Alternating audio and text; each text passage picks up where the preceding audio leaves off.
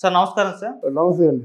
Sir ఏపీలో మనం చూసుకుంటే మొత్తం 25 మంత్రులనైతే అనౌన్స్ చేశారు చంద్రబాబు గారిని కలుపుకొని. అవును. అయితే చంద్రబాబు గారు మరి తన టీడీపీలో 21 మందికి ఇచ్చారు, జనసేనలో ముగ్గురికి ఇచ్చారు అండ్ బీజేపీ ఒక్కరికే ఇచ్చారు. అయితే ఇప్పుడు వీళ్ళల్లో ఎవరైనా మిగిలిన వాళ్ళు ఎవరైనా అసంతృప్తులు ఉంటారా? ఉంటే వాళ్ళని మరి ఎలా హ్యాండిల్ చేస్తారు? మరి జనసేనకు 3 ఇచ్చారు కదా, పెంచే అవకాశం ఏమన్నా ఉందా? బీజేపీలో పెంచే అవకాశం ఏమన్నా ఉందా? లేకపోతే ఇదే విధంగా ఉంటుందంటారా సార్? మరి అసంతృప్తులు ఉంటే వీళ్ళని ఎలా హ్యాండిల్ చేస్తారంటారు సార్? ఇది ఎలక్షన్‌లో పదవుల పందేరం చాలా కత్తిమీద సాము లాంటిది. ఎవరెవరైతే ప్రాణాలొడ్డి పార్టీ కోసం పనిచేశారో వాళ్ళని సాటిస్ఫై చేయవలసి ఉంటుంది. అలాగే ప్రచారం కోసం బయలుదేరినప్పుడు ఒక్కొక్క నాయకుడు ఆ బాధ్యతని భుజాల మీద వేసుకొని ఎంతో సహకరిస్తారు. డబ్బు ఖర్చు పెడతారు, శ్రమ పడతారు. తర్వాత కొన్ని భయాలకు కూడా లోనవుతారు.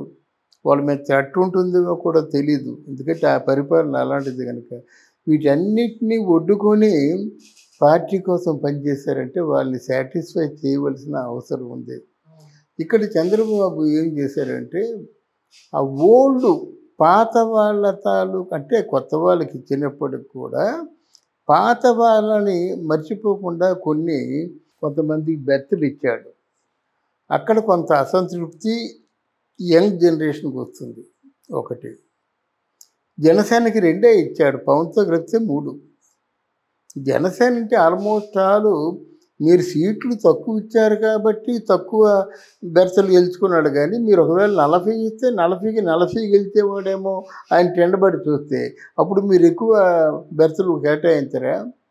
అసలు ఈ గెలుపుకి ముఖ్యమైన వ్యక్తి జనసేన అనుకున్నప్పుడు ఆయనకి ఇచ్చే ఫోకస్ ఏమిటి? జనసేన వాళ్ళు రేపు పొద్దున్న పవన్ కళ్యాణ్తో తిరగాలంటే ఎందుకులేండి ఎంత అంటారు కదా. ఇప్పుడు జనసేన ఏదో అందరం ఎక్కిస్తాడని ముఖ్యమంత్రిగా ఉప ముఖ్యమంత్రిగా చూసుకుందామని వాళ్ళు కష్టపడ్డారు. వీళ్ళకి ఏమైనా ఉంటుందా ఉండదా అని తీసి పక్కన పెడతాం వాళ్ళు రాజకీయ నాయకులు. కానీ జెండా మోసిన వాళ్ళకి ఉంటుంది కదా. అందువలన అటువంటి విషయంలో కొంత అంటే ఓవర్ లుక్, వాళ్ళకి గజిబిజిగా ఉంటారు కదా, ఎటు నిర్ణయం తీసుకోలేరు. ఇక్కడ నాకు అనిపిస్తుందంటే చంద్రబాబు తీసుకునే నిర్ణయాల్లో లోకేష్ బాబు తాలూకు సూపర్ చెక్ ఉంటుందేమో అనుకుంటున్నాను. ఆ నిర్ణయాలతో పాటు ఒక్కసారి లోకేష్ బాబు ఆ సూపర్ చెక్ చేసి ఓకే అంటే చెప్తాడేమో. అంటే మరి ఆయనకు అనుభవం లేదంటే అనుభవం కాదు, అనుభవం వేరుండి. ఇక్కడ ఎలా ఉంటుందంటే రాజశేఖర రెడ్డి గారు పెద్ద అనుభవస్తుడు. అటువంటి వ్యక్తిని జగన్మోహన్ రెడ్డి కొట్టాడు. అనుభవం వేరు, తిరస్కారం వేరు. తిరస్కారం వ్యక్తిగతం. అక్కడ ముఖ్యమంత్రిని చూసుకోవట్లేదు. అక్కడ నాన్న అంతే, తండ్రి కనుక రక్తం కనుక వేస్తాడు, అయితే నాన్నేమో కొడుకుని వేస్తాడు. ఎవరికి కొంచెం ఎక్కువ పౌరుషం ఉంటుందో ఆ పౌరుషాన్ని ప్రదర్శిస్తూ ఉంటారు. ఆ విధంగా ఇందులో లోకేష్ తాలూకు చెయ్యి ఉందేమో అని చిన్న అనుమానం నాకు. పవన్ కళ్యాణ్కి ఇంకో బెర్త్ అయిపోతే చాలామంది చాలా నిందిస్తారు. బీజేపీకి ఒక బెర్త్ ఇచ్చారు, పర్వాలేదు. ఎందుకంటే వాళ్ళకి వచ్చినాయి వీళ్ళు 21 తెచ్చుకున్నారు కదా. మరి వాళ్ళకి ఇచ్చిన బెర్త్కేమో ఒకటి అంటే 6 తెచ్చుకున్న వాళ్ళకేమో ఒక బెర్త్ ఇచ్చారంటే 21 తెచ్చుకున్న వాళ్ళకి ఎన్ని ఇవ్వాలి? కనీసం 6, 7 అంటే 5, 6 ఇవ్వాలి కదా. అది ఇవ్వకుంటే 4తో సరిపెడతాం, 3తో సరిపెడతాం అనుకోవడం అది కరెక్ట్ కాదు. అది ఎవరేమనుకున్నప్పుడు కూడా కరెక్ట్ కాదు. అసంతృప్తుల్ని బుద్ధగించడం కూడా అదో పెద్ద పని. అది లేకుండా మీరు మామూలు పరిపాలన కొనసాగిద్దాం అనుకుంటే ఈనాటి అసంతృప్తులే రేపటి రెబల్స్. అది మళ్ళీ మీ గొయ్యి మీరు తవ్వుకున్నట్టు ఉంటుంది. అది కాకుండా తెలివిగా వ్యవహరించాలి. అయితే నామినేటెడ్ పోస్టులు లేవా, ఎమ్మెల్సీలు లేవా, రాజ్యసభలు లేవంటే అందరూ రాజ్యసభకి అర్హులు కాదు కదా, అందరూ ఎమ్మెల్సీ చెయ్యరు కదా. ఇస్తే చేస్తారు. బట్ అది ఎమ్మెల్సీ అనేసి రెండో పక్షమే కదా. అది ఎమ్మెల్సీతో పాటు మంత్రి పదవి ఇస్తే పర్వాలేదు. మంత్రి పదవి ఇచ్చే అవకాశాలు లేవు ఇక్కడ. ఆ సంఖ్య పెరగడానికి వీలు లేదు. ఎమ్మెల్సీ అంటే కౌన్సిల్లో కూర్చోవాలంతే, వాళ్ళ అభిప్రాయం తెలియజేయడం తప్ప వాళ్ళకి వ్యక్తిగతమైనటువంటి లాభాలు, ఆర్థికంగా ఏవైనా లాభాలు ఉండవు. అందువలన ఇక్కడ వీళ్ళని బుద్ధగించే తీరు ఎలా ఉంటుందో అది చూడాలి. ఒక్కొక్కరికి భారీ ప్రామిసులు చేశారు. ఆ భారీ ప్రామిసులు చేసిన తర్వాత నిలబెట్టుకోకపోతే వాళ్ళు చాలా తీవ్రమైనటువంటి అవమానానికి గురవుతారు.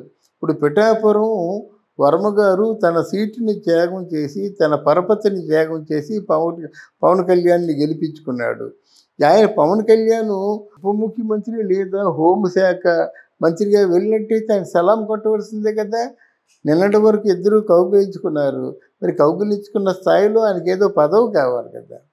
ఇవన్నీ ఆలోచించుకుంటే బాగుంటుంది. తర్వాత ఏంటంటే ఇక్కడ రేవంత్ రెడ్డి అప్రోచ్కి అక్కడ చంద్రబాబు అప్రోచ్కి తేడా కనిపించింది. రేవంత్ రెడ్డి నీడలాగా బట్టి విక్రమార్క ఫాలో అయ్యాడు. ఆయన బొకే ఇస్తే ఈయన బొకే ఇచ్చాడు.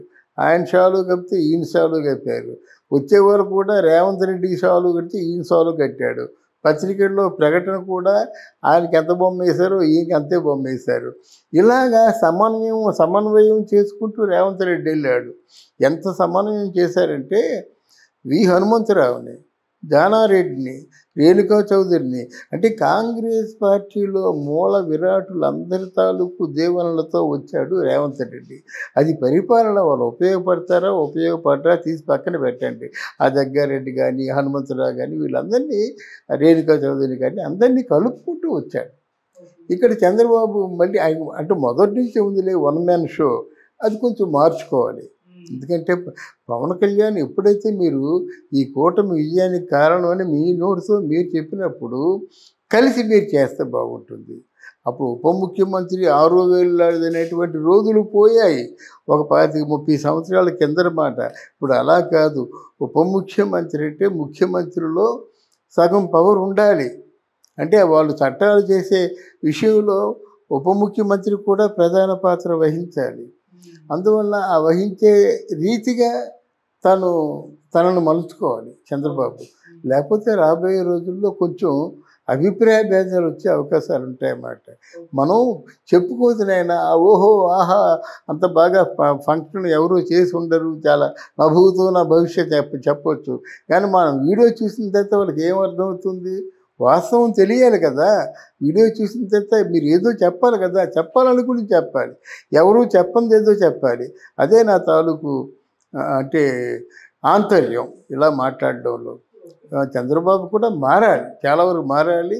బట్ ఉన్నటువంటి వాళ్ళని, సీనియర్స్ని, జెండా మోసే వాళ్ళని ఎలా తృప్తిపరచాలో ఆలోచించుకొని తృప్తిపరచాలి. దేవినేని ఉమా ఉన్నాడు, బొండా ఉమా ఉన్నాడు, చాలామంది ఉన్నారు. కానీ మీరు అందరినీ ఎలా సాటిస్ఫై చేస్తాడు? కష్టం కదా. జనసేన పార్టీ తరఫునేమో కొనసాల రామకృష్ణ ఉన్నాడు, మోస్ట్ సీనియర్ మంత్రి. ఆయన్ని జనసేన పార్టీలో ఒక బెర్త్ కేటాయించిపోతే అది కేవలం అది తొందరపాటే ఉంది కదా. అసలు జనసేన పార్టీలో ఎందుకు చేరాడు? ఏదైనా చాలా కాలంగా గ్యాప్ వచ్చింది కదా అని ఉద్దేశంతో చేరాడు. అది మర్చిపోతే కొత్తగా వచ్చే వాళ్ళకు ఇద్దరికి ఇచ్చాడు. ఇట్లాంటివన్నీ కూడా కొన్ని కొంతమంది రేపటి నుంచి వాళ్ళ మాటలు చూడండి, మనం ముందుగా చెప్పుకుంటున్నాము, రేపటి నుంచి వాళ్ళ అభిప్రాయాలు చెప్తారన్నమాట.